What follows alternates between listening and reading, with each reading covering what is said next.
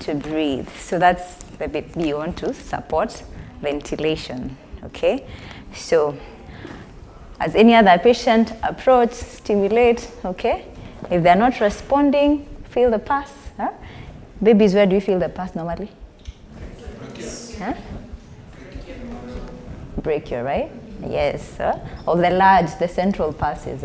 Brachial is preferably. If you don't get there, then you can check the central pulses, which is femoral and your carotid, okay? So once you know your pulse is above 60, then you know, like, this is a baby I need to support, all right? If it's direct from the resuscitator, these are the people you give first, like you give your 5 rescue breaths first, but here we are learning the technique, okay? So you give your 5 rescue breaths and you reassess the baby. Okay, so before you start ventilating your patient, a few basics. Make sure you have the right BVM, valve, valve, mask, all right?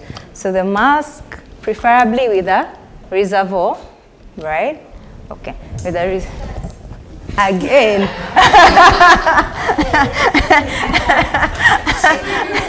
Okay, so we are learning how to ventilate babies or neonates, okay? So as every case in your ED, be prepared. Have your, preferably the section for the baby should be ready. Have the right size bag. Make sure it's preferred if you had a reservoir bag, right? Make sure to connect it on oxygen before you start, okay? And then this is the valve and this is the mask. So when it comes to the mask again, make sure it's the appropriate size. So you need to size it, huh? So how do you know it's the right size? This apex need to go to the bridge of the nose, and then the other one just below the chin. Okay, so if you have the right size and you have the right bag, it's always good to make sure it's working because the valve can be faulty, all right? So confirm it's working. So once your baby comes in, you know your things are ready, okay? We have smaller OPAs, which we don't have. So like in adults, you have OPAs for children, which we don't have. So you can use adjuncts as well in kids. Don't say they are not small size, right? But they are different. So you have minute ones for the small population, okay? All right, so get your baby, make sure they are warm, all right? So when you get to ventilation, remember we've said always confirm the pulse, okay? So response, shake your baby, try and stimulate. If they're not responsive, check your pulse. If it's above 60, but the baby is not breathing, then you need to support the breathing. All right, so you already measured your mask. You've connected it to oxygen preferably. CE grip. So again, you see on the mask to give a nice seal, and then you use your E to lift the chin, okay? Babies are very short necked, so the tendency, people with bigger hands, one of the pitfalls is your fingers will go to the throat, okay? So the cajole is small, but with your large fingers, again, be careful and just make sure you're holding up the chin, okay? And then you bag. The goal is not to press the entire bag in.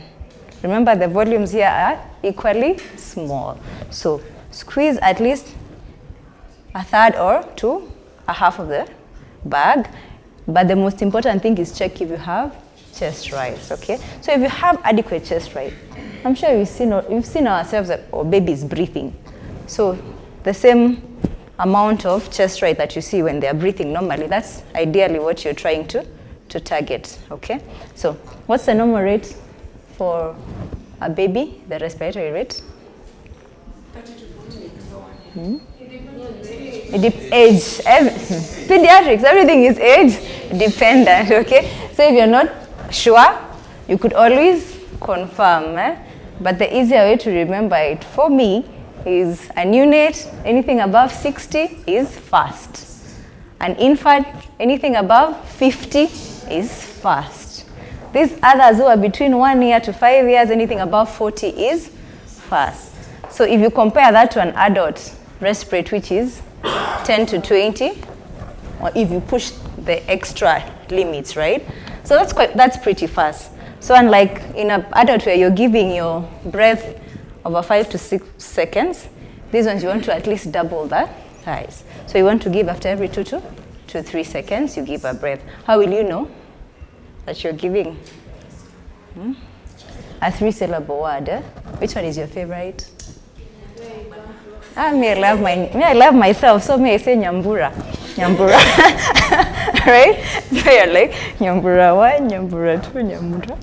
If you're doing 2 seconds, by the time I'm saying Nyambura 3, I'm giving the bag, okay? So I know, right? So Nyambura 1, Nyambura 2, Nyambura 3, I give. Nyambura 1, Nyambura 2, Nyambura 3, I give. That way you're not hyperventilating, because hyperventilating is also a problem. So until you get a plan, all right? Secure the air. Basically, that's it. So sniffing position. So when you approach the baby, just to go about it so that so when you approach the baby, check for response. If they're unresponsive, check your pulse. If you have a strong pulse but the baby is not breathing, then you need to support ventilation, okay? I'm assuming your ED is well set up, you have your things, you bring them, and then you start ventilating as you connect back to the patient, okay? So look, listen, feel as you approach the airway. So look, position, sniffing. If there's something that you can remove. These ones are easy. You can get just a piece of gauze and use your finger. Chances are baby will not bite you as bad as an adult. So it's only sometimes safer. So remove. If you have Yankees, you use it to suction. You only suction what you can see, okay? So if you've suctioned, you sure then ventilate your patient. Remember C, E grip, open your airway, give your breath, just enough chest right, but 1, give 1, like that, okay? After, how many seconds do you want to reassess? Exactly, right? You said what? 12. Yeah. So if it's the 2 is for CPR. In this case, you can check every 5 seconds. Yeah. You reassess 5-10 seconds. And then you minatory. Because remember, this is you're helping the breathing, and then find out 5 minutes. Yes.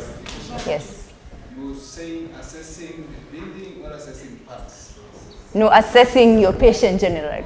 Remember, we are dealing with airway for now, but I'm assuming you're doing everything at the same time, okay? Because you want to see if your ventilation, if the baby has picked up, if they've picked up and now they're having some effort, then you can choose. If they're not showing any efforts at all, that's a patient you need to now escalate to advanced airway.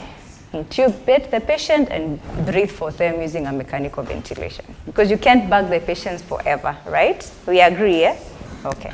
All right, so we can practice how to ventilate newborns, or neonates, sorry, and then anyone who feels like they want to intubate an adult is also free to try, yeah? So we can go around.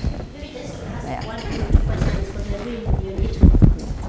Pediatrics, and if you have to intubate a baby, how do you choose what tube size you will choose? Because, okay, now we did bag mask, then you have to have a plan, so baby doesn't have a breath. So you can go for a supraglottic airway, which is a high gel or an elevate.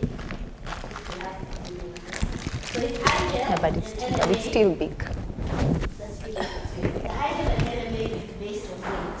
So you just find out the baby's weight and then you go and read on the high gel and then put that one.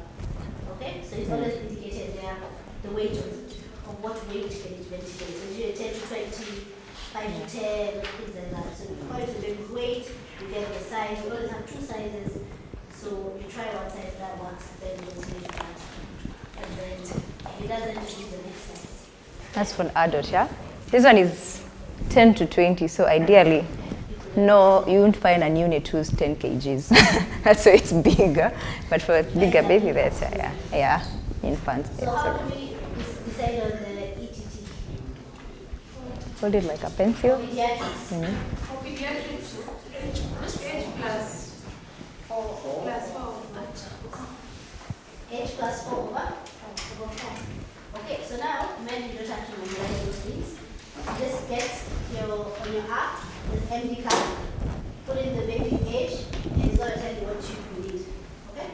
So you all have the casualty app, right? Yeah. So in the casualty app, there's MD card. So right, maybe 3 years old, it's going to tell you what tube you're going to use, 555, maybe. So I said, don't be stressed. Then if you're going to put in pediatric intubation, and then you put the weight of the baby, then it's going to tell you the drug dosages to use. Okay? So in pediatrics, a lot of small numbers that you, very hard for you to remember. Yeah. Because time, yes, when you've done it 20 times, yes. But why are you going to make, because these are small humans, we don't want drug overdose, because for them it's not like an adult who's like, okay, you just got to wear off, it's fine. The complications are much worse for pediatrics. Okay? Then there's something different also between adult and pediatric intubation. What is it? We use different laryngoscopes. Yeah. Okay. We use straight blades. This is Mark. We use a McGill. We don't use a Millers. A Millers. Not a. So these are One.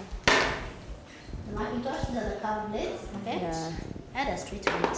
Hard one. Then the other ones are straight. They're really like. Yeah. All these are curved. So it's a straight blade because when you're intubating pediatrics, you do not go behind the epiglottis to lift the epiglottis. You go into the airway and then push it. That's why it has to be straight for us to be able to put the tube. Then the other question is, why don't we lift the epiglottis? Why don't we lift the epiglottis in pediatrics? In adults, when you're going to try that, you're going to notice you're going to lift the epiglottis and then be able to see the cords. For pediatrics, you can't do that. Why wouldn't you be able to lift the epiglottis in 1 month old, 2 month old, 1 year old? Pardon? Huh? I tell you. The cartilage. They are still underdeveloped. No. Yeah, they are. In a way, They're somehow just true. floppy. Yes. Okay? So if you try to lift floppy, it just. I don't know, can I tell you in my language, but you know what floppy is? The cartilage is. It keeps closing. So when you're an adult, because it's thicker, it's firmer, when you lift it, it comes up. With a kid, you lift the middle, these two parts will close the airway. That's why we go straight into the airway, and that's why we use a straight blade and not a curved blade. Okay? So if you have a baby and you're going to try using a curved blade, unless the baby is more than 4 or 5 years old, 5 years old, 4 or 5, and you're going to have a hard time. Yeah. So get a straight blade. Yes? For the pediatrics, do you use cuffed or non-cuffed ETT? You can use cuffed ETT, but remember you use a size smaller for cuffed ETT, and you don't there take a 20cc syringe and then fill up the cuff. Why?